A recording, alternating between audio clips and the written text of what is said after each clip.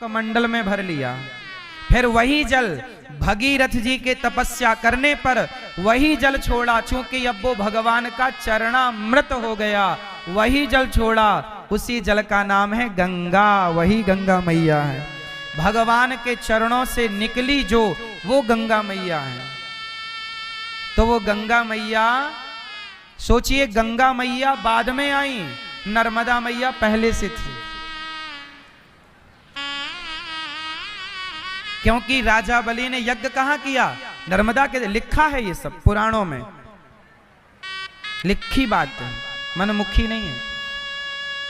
हम बड़े भाग्यशाली हैं कि इस नर्मदा के तट पर राजा बलि ने यज्ञ किया और वामन भगवान के चरण यहीं पर पड़े थे, नर्मदा माँ के तट पर। तो हम सब नर्मदा क्षेत्र के वासी बड़े भाग्यशाली हैं। इसलिए नर्मदे हर, हम सब पर नर्मदा माँ की बड़ी कृपा है। तो हम आपसे कह ये रहे थे कि भगवान को आप जल चढ़ाते हैं, बिल्वपत्र चढ़ाते हैं, तुलसी चढ़ाते, लड्डू चढ़ाते, मेवा चढ़ाते। अच्छा बताओ, भगवान को क्या चढ़ाना चाहिए? जोर से क्या चढ़ाना चाहिए? क्या चढ़ाना चाहिए भगवान को? बोलो मेरी मां। अरे भगवान के मंदिर जाओ तो पुष्प लेकर नहीं, नारियल लेकर नहीं, तुलसी और बिल्व पत्र लेकर नहीं। अब की बार मंदिर जाना, बहुत नारियल, बहुत पुष्प, बहुत लड्डू, मिठाई, सोना चांदी चढ़ा चुके, ना पैसा चढ़ाने की जरूरत, ना सोना चांदी, ना हीरा, कुछ ना चढ़ाओ। क्या चढ़ाओ? अब की बार मंदिर जाओ तो कहना कि हे बिहारी जी, हे श्याम सुंदर, आज मैं वस्तु लेकर नहीं आई, आज मैं सोना चांदी, रुपया पैसा, लड्डू, फूल, दूबा लेकर नहीं आई या आया, आज मैं स्वयं को लाई हूं। आज तक तो खूब नारियल, लड्डू, पेड़ा चढ़ाया, आज अपने आप को चढ़ा दीजिए भगवान के चरणों में, स्वयं को चढ़ाइए। अच्छा बताओ, हनुमान जी ने राम को नारियल चढ़ाया था, तुलसी चढ़ाई, जल चढ़ाया, या हनुमान जी ने स्वयं को चढ़ा दिया? प्रभु आज से मैं आपका, आज से मैं, हाँ। तो बताओ क्या चढ़ाना चाहिए भगवान को? आपने आज तक वस्तुएं चढ़ाई हैं और भगवान को वस्तुओं की जरूरत नहीं है। भगवान कहते हैं चढ़ाना है तो आप अपने आप को समर्पित कर दीजिए भगवान के चरणों में। विभीषण जी गए लंका से, तो बताओ राम को क्या चढ़ाए? जल चढ़ाए, तुलसी चढ़ाए, सोना चांदी चढ़ाए? क्या? स्वयं अपने आप को उन्होंने अपने आप का समर्पण कर दिया। प्रभु मैं आपका, मुझे स्वीकार करो। आप लोग गलती क्या करते हैं कि भगवान को वस्तु देते रहते हैं। वस्तु की क्या जरूरत है भगवान को? पैसे कितने दोगे भगवान को? उनके तो लक्ष्मी जी पांव दबा रही हैं, तुम भगवान को कितना पैसा दोगे बताओ? उन्हें पैसे की कमी है क्या? लक्ष्मी जी पांव दबा रही हैं। तुम क्या मिठाई खवाओगे भगवान को? भगवान तो स्वयं गन्ना को मीठा बनाते हैं। गन्ना को मीठा आप बनाते हो कि भगवान?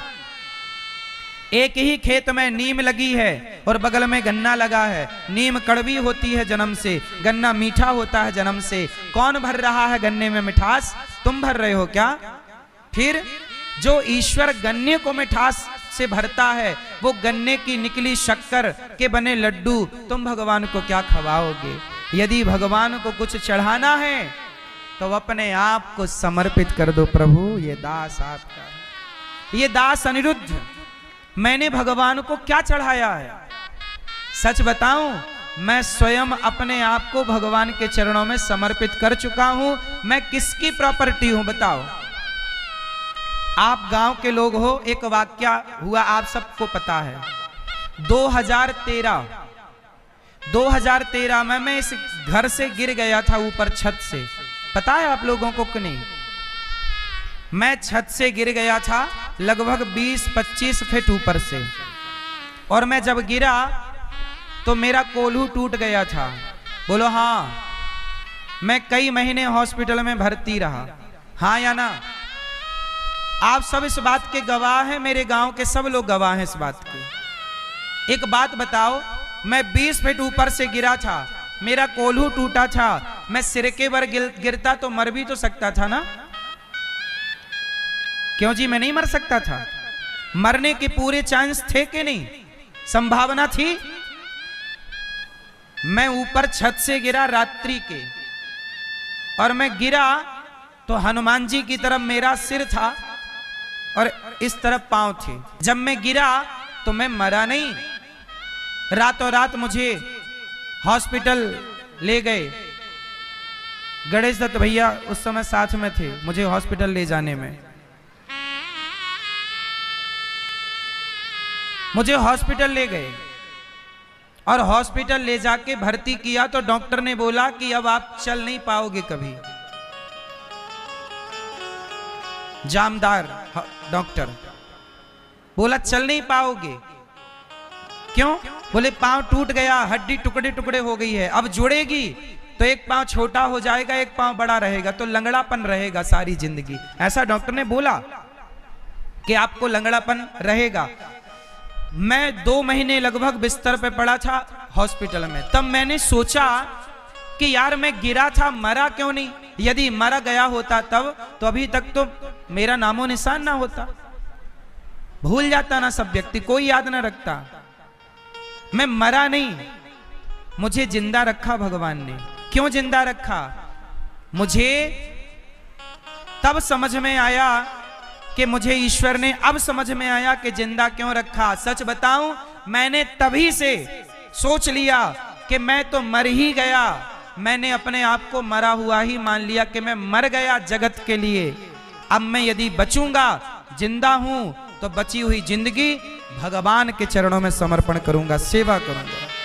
इसलिए मैं तो 2013 में ही मर चुका हूं। अनिरुद्धाचार्य तो जब छत से गिरा तभी 2013 में मर चुका था। अब यदि मैं जिंदा हूं तो ईश्वर की कृपा, ईश्वर ने मुझे बची हुई जिंदगी दी, इसलिए मैंने सोचा कि अब बचा हूं, मर जाता ना साहब, अब बचा हूं तो बचा हुआ सारा जीवन भगवान की और भगवान के भक्तों की सेवा में लगाऊंगा।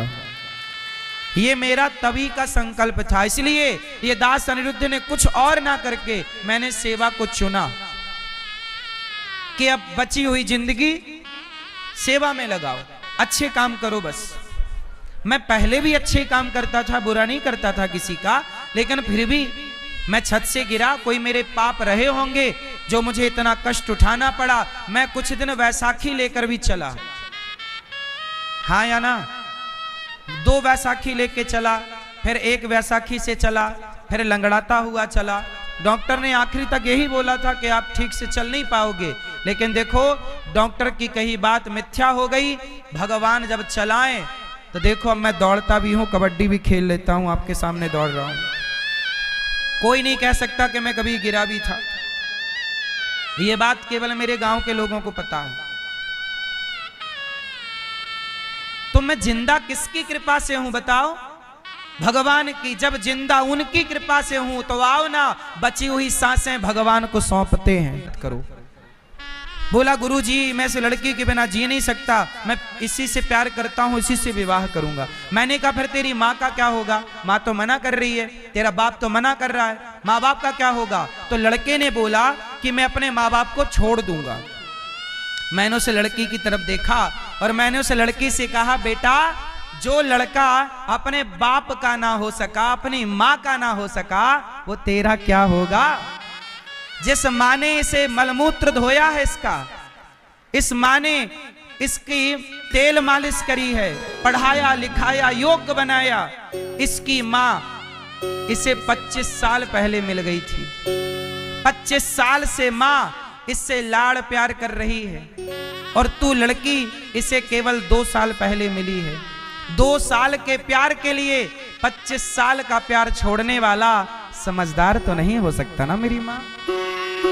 मैंने उस लड़की से कहा बहन ये लड़का तेरे से प्यार नहीं करता। सुनो मेरी बहनों, कोई लड़का आपसे कहे कि मैं आपसे बहुत प्यार करता हूं तो उसे पलटकर जवाब दो, क्यों? मेरे से प्यार क्यों करते हो? क्या तुम्हारी माँ नहीं है प्यार करने के लिए? क्या तुम्हारी माँ तुमसे प्यार नहीं करती? क्या तुम्हारा बाप तुमसे प्यार नहीं करता? क्या तुम्हारी बहन तुमसे प्यार नहीं करती जो तुम मेरे से प्यार करने चले आए? सुनो मेरी बहनों, कोई भरोसे पर जमाना छोड़ बैठे हैं, जमाने की तरफ देखो, हमें कैसे बचाओगे? पकड़ लो हाथ बनवारी, नहीं तो डूब जाए। तो भगवान हमारा हाथ पकड़ लें, इसलिए भक्तों को ऐसे हाथ करके दर्शन करना चाहिए। प्रभु आ गए हम आपकी शरण में, आ गए हम आपकी शरण में, प्रभु हमारे हाथ पकड़ लो। तो बताओ क्या सही है? हम भगवान को पकड़ के रखें ये सही है कि भगवान हमें पकड़े ये सही है? तो भगवान हमें पकड़े इसके लिए क्या करना पड़ेगा? आत्मसमर्पण करना पड़ेगा। प्रभु हम आपके हैं। उद्धव जी माँ यशोदा से मिले, रात भर चर्चा हुई, भगवत चिंतन हुआ। गोपियों से मिलकर भगवान राधा रानी के चरण रज को मस्तक पर उद्धव जी लगाए, बोले हे राधा रानी हमें ब्रज की लता पता बना दो। और लता पता बनने का वरदान मांगकर उद्धव जी आए। भगवान ने अपने हृदय में दर्शन कराया ब्रज मंडल का। कहा मैं एक पल के लिए गोपियों से दूर नहीं हूं, वो तो आपके अभिमान को मिटाने के लिए मैंने ये लीला रची। भगवान द्वारिका गए और भगवान का पहला विवाह माता रुक्मणी जी से हुआ। भगवान का दूसरा विवाह जामवंत की बेटी जाम्बवती से हुआ। सुनो, जामवंत जी ने बोला कि राम जी आप मेरी बेटी से विवाह कर लो। राम जी बोले मैं मर्यादा पुरुषोत्तम हूं, मैं आपसे अपनी बेटी का विवाह कर नहीं सकता। तो बोले अगले जन्म में मैं कृष्ण बनकर आऊंगा, तब आपकी बेटी से विवाह करूंगा। तो भगवान राम को जामवंत के वचन को पूरा करने के लिए अगले जन्म में कृष्ण बनकर के आना पड़ा और जाम्बवती से विवाह किया भगवान ने दूसरा। तीसरा विवाह भगवान का जाम्बवती के बाद सत्यभामा से हुआ। भगवान को झूठा कलंक लगाया गया। 17 जितने के मणि चुरा ली, बाद में मणि लौटाई भगवान ने। जरासंध के मणि हो सत्यभामा के पिता को मणि लौटाई, 17 जित को। आसित 17 जिता सूर्यो भक्तस्य परमः सखा प्रीतस्तस्मै मणिम प्रादात सूर्यस्तुष्ट्या स्यमंतिकम। स्यमंतक मणि सूर्य भगवान ने दी 17 जित को। उनकी मणि जामवंत जी तक उनके भैया प्रसेन मणि को लेकर के गए और जंगल में शेर ने मार दिया। शेर को जामवंत जी ने मारा, मणि ले ली। तो जाम्बवती से विवाह उस मणि के चक्कर में हुआ। तीसरा विवाह सत्यभामा से, चौथा यमुना मैया से, पांचवा मित्रविंदा से, छठवा विवाह चौथा विवाह कालिंदी से, पांचवा मित्रविंदा से, छठवा सत्या से, सातवां भद्रा, आठवां लक्ष्मणा से। भौमासुर नाम का एक दैत्य था जिसने 16,100 कन्याओं को बंदी बनाया। कितनी कन्याओं को? 16,000 कन्याओं ने भगवान से कहा प्रभु हमें इस पापी के पाप से बचाओ। तब भगवान ने युद्ध में भौमासुर को मार गिराया और भगवान ने 16,100 कन्याओं को बंधन से मुक्त किया। कहा देवियों अपने अपने घर जाओ। कन्याओं ने कहा प्रभु हम आपको छोड़कर कहां जाएं, आप हमसे विवाह कर लो। भगवान बोले तुम 2-4 होती तो सोच भी लेते, 16,100 कन्याएं हैं।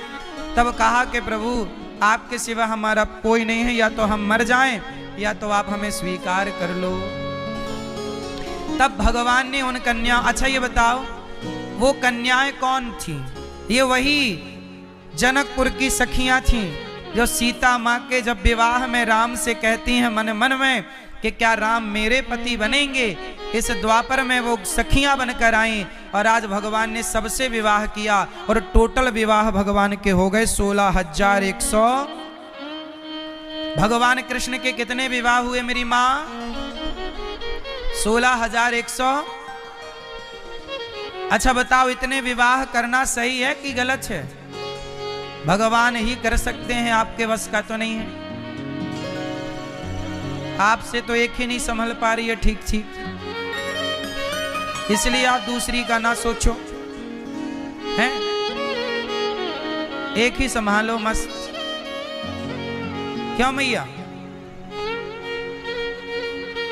भगवान के हर रानी से 10 बेटा और 1 बेटी हुई। इतना बड़ा परिवार भगवान ने सबके लिए महल बनाए, सबके साथ अलग आनंद से भगवान रहते हैं। एक बार नारद जी ने सोचा कि आज भगवान की लड़ाई कराते हैं, जिस पत्नी के संग होंगे और जिसके संग नहीं होंगे उससे लड़ाई करा देंगे कि देखो तुम्हारे संग तो रहते नहीं। लेकिन जब नारद जी गए तो जितनी पत्नियां थीं सबके पास भगवान थे। भगवान नारद जी सत्यभामा के पास गए तो भगवान वहां संध्या वंदन कर रहे, रुक्मणी जी के पास गए वहां पूजा कर रहे। भगवान भी पूजा पाठ करते हैं मर्यादा को रखने के लिए, और हर रानी के पास थे। अनेक रूप रूपाय विष्णवे प्रभु विष्णवे। 16,108 पत्नियां थीं तो 16,108 रूप में भगवान सबके साथ रहा करते थे, सबके साथ। ये कौन कर सकता है? केवल भगवान। इसलिए कृष्ण को मनुष्य समझने की भूल मत कर देना, जो कि लोग कुछ कर देते हैं। रुक्मणी और कृष्ण के बीच में हंसी मजाक भी चलता है, बड़े प्रेम से भगवान कभी हंसी मजाक भी करते हैं। अच्छा ये बताओ मैया, हंसी मजाक करना सही है कि गलत है? जोर से थोड़ा हंसा करो, थोड़ा मुस्कुराया करो। मैया बोलो घी, बोलो घी। डालडा घी नहीं, देसी घी बोलो, घी। ही। थोड़ा मुस्कुराओ मैया, मुस्कुराओ। कई मैयाएं इस डर से नहीं मुस्कुराती। एक बार मैया ने लिपस्टिक लगाई और दांत में लग गई उसकी लिपस्टिक, और वो हंसी तो उसके दांत लाल लाल। तो देखो जिंदगी बताओ किसके लिए? अच्छा ये बताओ, कुत्ता हंसता है क्या? जोर से। बिल्ली हंसती है क्या?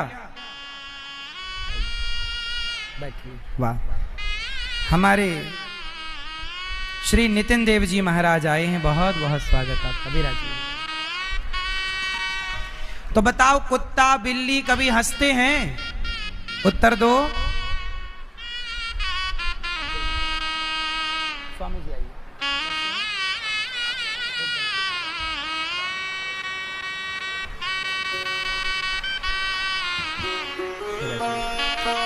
चौरासी लाख योनियों में 84 लाख योनियों में केवल भगवान ने हमें, बताओ मनुष्य के सिवा कोई हंसता हो तो बताओ। ए मैया पंचायत चालू, सुनो, बताओ कुत्ता हंसता है क्या? बिल्ली हंसती है, गधा हंसता है, चिड़िया हंसती है। अरे 84 लाख योनियों में भगवान ने केवल हमें और आपको हंसने मुस्कुराने का मौका दिया। इसलिए जिंदगी मिली है, खूब हंसते मुस्कुराते जिंदगी गुजारनी चाहिए। खूब हंसो, खूब मुस्कुराओ और प्रसन्न रहो। इतनी भी टेंशन नहीं लेनी चाहिए, इतना भी तनाव नहीं पालना चाहिए, इतना भी परेशान नहीं होना चाहिए। अरे जो हो रहा है वो होगे रहेगा। राम के वनवास को क्या रोक पाए वशिष्ठ जी? बोलो, वशिष्ठ जी तो ज्ञानी थे ना, सर्वज्ञ थे ना। राम तो साक्षात नारायण है। क्या राम के वनवास को रोका गया? क्या सीता मां के वनवास को रोका गया? बोलो, क्या मेरी मृत्यु रोकी जाएगी? क्या आपकी मृत्यु रोकी जाएगी? ना, जो होना है वो होगा। अरे जब होना है तो होके रहेगा, तो हो जाए। इसलिए जब तक है खुश रहो, मुस्कुराओ, परेशान क्यों होना? जो हो रहा उसे आप बदल तो नहीं सकते ना? क्यों बदला जा सकता है? होनी तो होके रहे, अनहोनी ना होए, और जाको राखे राम जी मार सके ना। इसलिए परेशान होने का नहीं। अच्छा बताओ, लिखा किस्मत का मिटता नहीं मिटाने से, जो लिखा है भोगना पड़ेगा, अवश्यमेव भोक्तव्यम। बताओ, भगवान राम के पिता दशरथ जी को तड़प तड़प के मरना पड़ा कि नहीं? क्यों मरना पड़ा?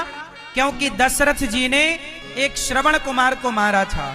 जब आपने किसी के बाप के मरा, जब तड़प तड़प के कोई बाप मरा, तो दशरथ जी को भी पुत्र के लिए तड़प तड़प के मरना पड़ा।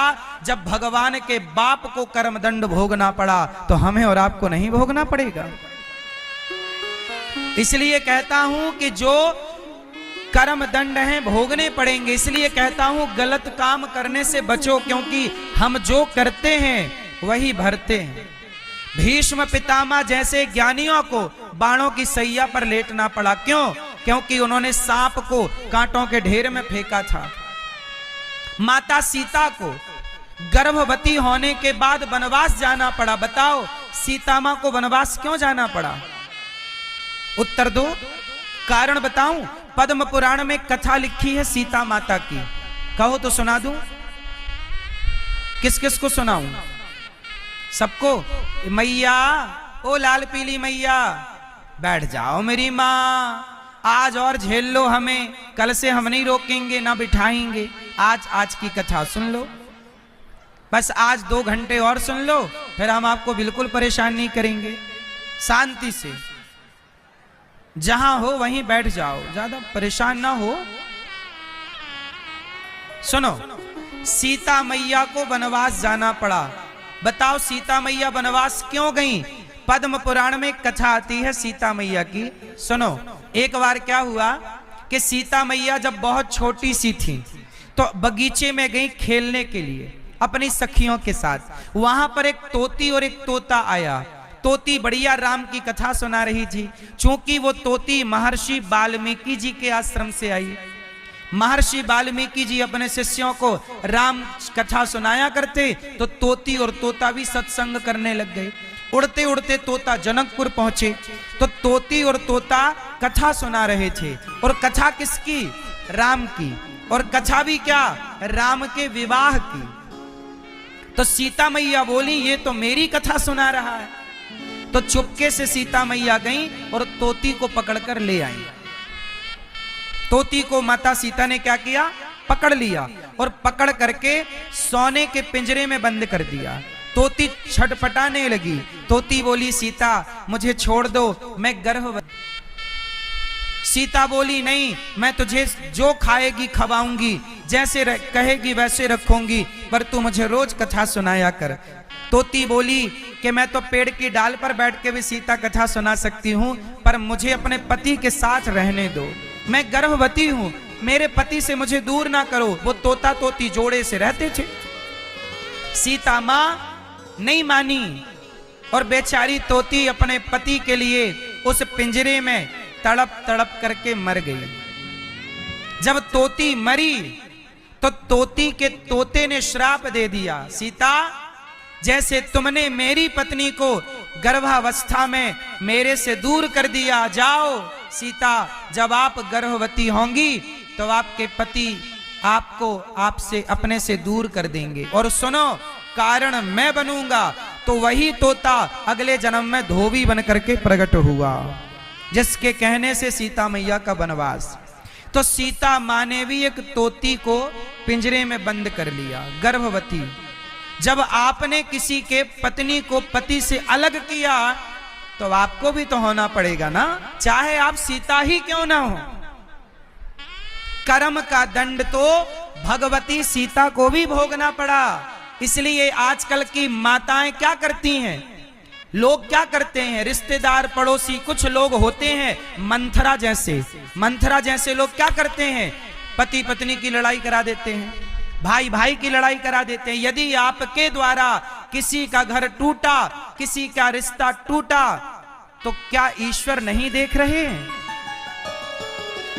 पत्नी से पति को दूर कराया था सीता मैया ने, उन्हें भी दूर होना पड़ा गर्भवती जब वो हुई। तो फिर कर्म के दंड तो भोगने ही पड़ते हैं ना मेरी माँ।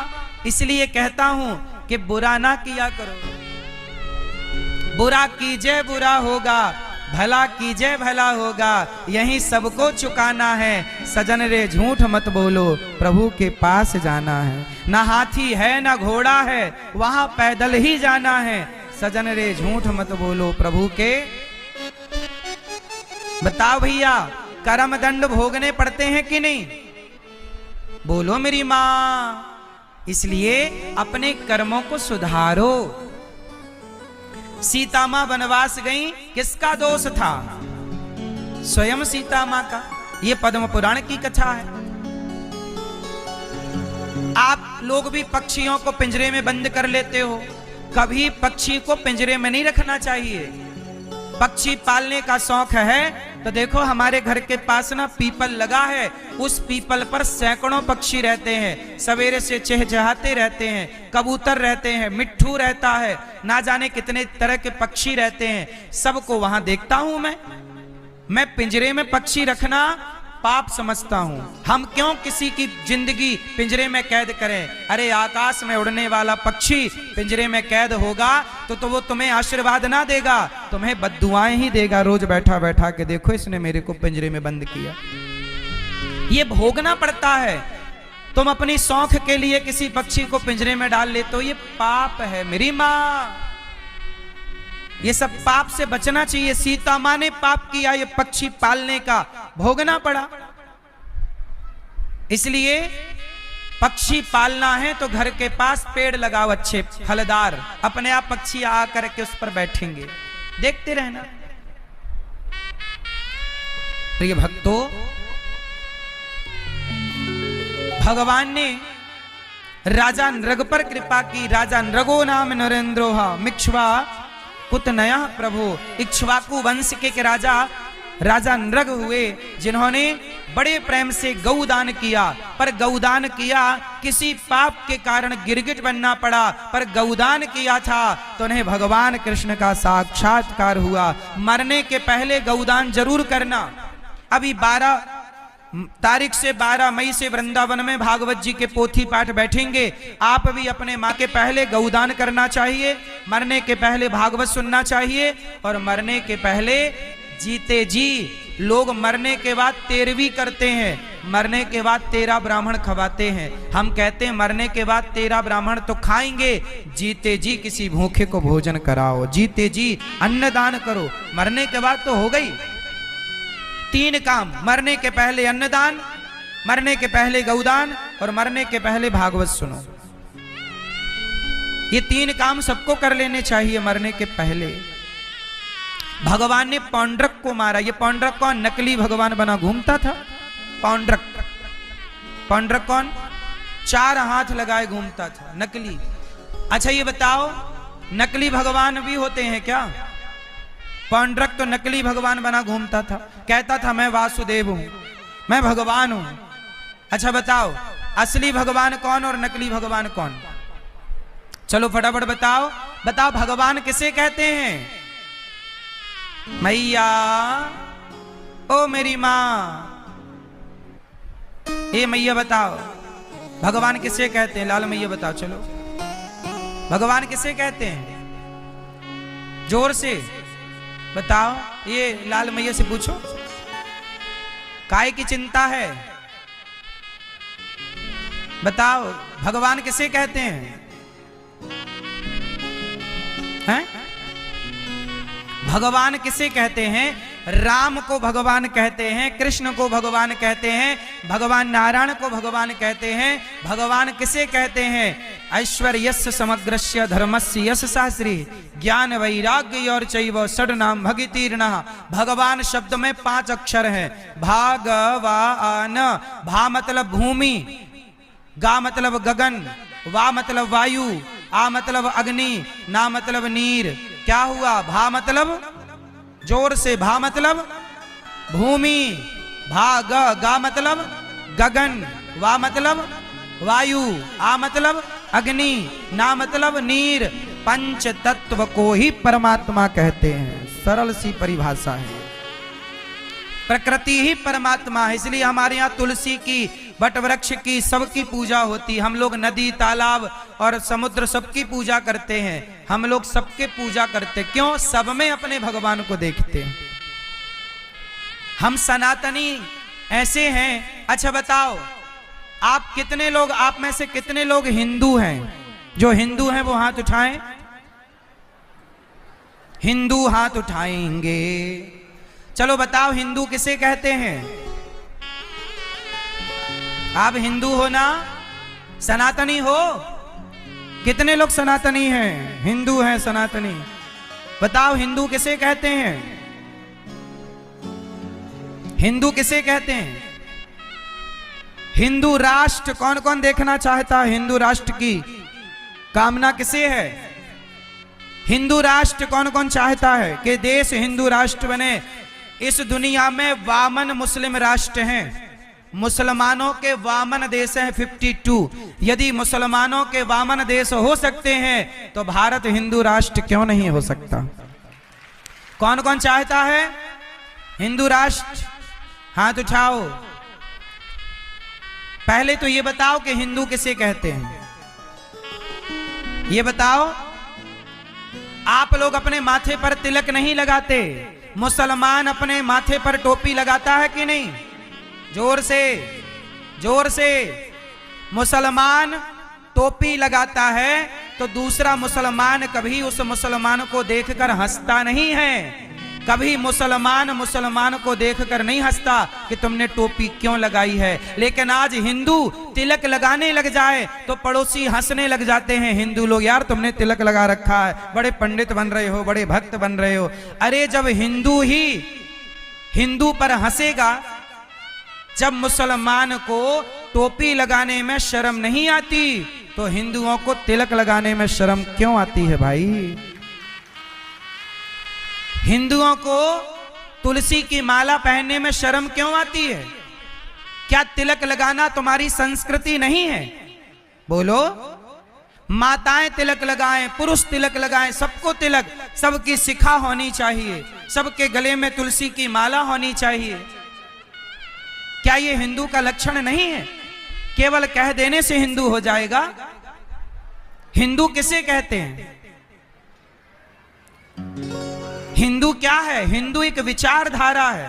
अरे हिंदू वो है जो सांप को दूध पिलाता है। नाग पंचमी आती है तो हम सांप को क्या करते हैं? सांप को भी दूध पिलाना जानते हैं। जहर देने वाला सांप, हम उसका भी पेट भरना जानते हैं। जो हर जीव जंतु से लेकर सब पर दया करे, उसी का नाम हिंदू है। पर दया का मतलब